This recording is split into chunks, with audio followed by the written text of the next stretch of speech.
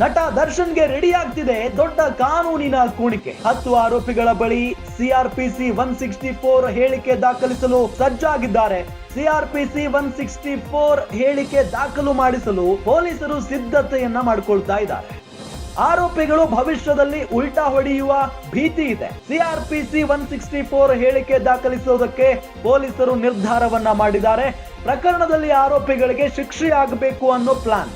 ನ್ಯಾಯಾಲಯದ ವಿಚಾರಣೆ ವೇಳೆ ಉಲ್ಟಾ ಹೊಡಿಬಾರದು. ಹೀಗಾಗಿ ಆರೋಪಿಗಳಿಗೆ ಸಿಆರ್ಪಿಸಿ 164 ಹೇಳಿಕೆ ದಾಖಲಿಸಲು ಆದ್ಯತೆಯನ್ನ ನೀಡಲಾಗ್ತಾ ಇದೆ. ಪೊಲೀಸ್ ಆಯುಕ್ತರಿಂದಲೂ ತನಿಖಾಧಿಕಾರಿಗಳಿಗೆ ಸೂಚನೆಯನ್ನ ನೀಡಲಾಗಿದೆ. ನ್ಯಾಯಾಧೀಶರ ಬಳಿ 164 ಹೇಳಿಕೆ ದಾಖಲು ಮಾಡುವ ಸಾಧ್ಯತೆ ಇದೆ. ಸಿಆರ್ಪಿಸಿ 164 ಹೇಳಿಕೆ ದಾಖಲಿಸಿದ್ರೆ ಉಲ್ಟಾ ಹೊಡೆಯಲು ಅಸಾಧ್ಯ. ಹೀಗಾಗಿ ದರ್ಶನ್ ಮತ್ತು ಗ್ಯಾಂಗ್ ವಿರುದ್ಧ ಸಿಆರ್ಪಿಸಿ 164 ಅಸ್ತ್ರವನ್ನ ಪ್ರಯೋಗ ಮಾಡುವಂತ ಎಲ್ಲಾ ಸಾಧ್ಯತೆಯೂ ಕೂಡ ಇದೆ.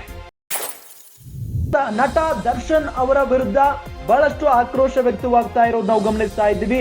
ಬಹಳಷ್ಟು ಜನ ಈ ದರ್ಶನ್ ಅಂಡ್ ಗ್ಯಾಂಗ್ ಶಿಕ್ಷೆ ಅನುಭವಿಸಲೇಬೇಕು ಅಂತ ಹೇಳ್ತಾ ಇದ್ದಾರೆ. ಇದಾದ ನಂತರ ಈಗ ಪೊಲೀಸರು ಕೂಡ ಬಹಳಷ್ಟು ಕಾನೂನು ಕುಣಿಕೆಯನ್ನ ಹೆಣಿತಾ ಇದ್ದಾರೆ, ರಣತಂತ್ರಗಳನ್ನ ಮಾಡ್ತಾ ಇದ್ದಾರೆ.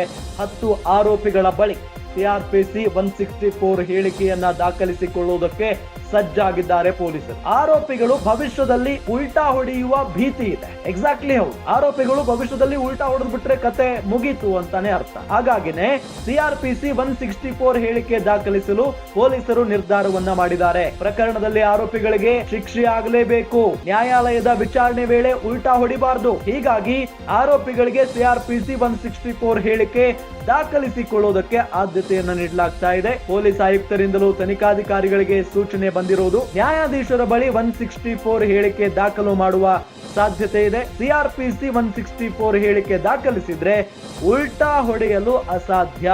ಹೀಗಾಗಿನೇ ದರ್ಶನ್ ಮತ್ತು ಗ್ಯಾಂಗ್ ವಿರುದ್ಧ ಸಿಆರ್ಪಿಸಿ 164 ಅಸ್ತ್ರವನ್ನ ಪ್ರಯೋಗ ಮಾಡಲಾಗುತ್ತೆ ಅನ್ನೋದು ಗೊತ್ತಾಗ್ತಾ ಇದೆ.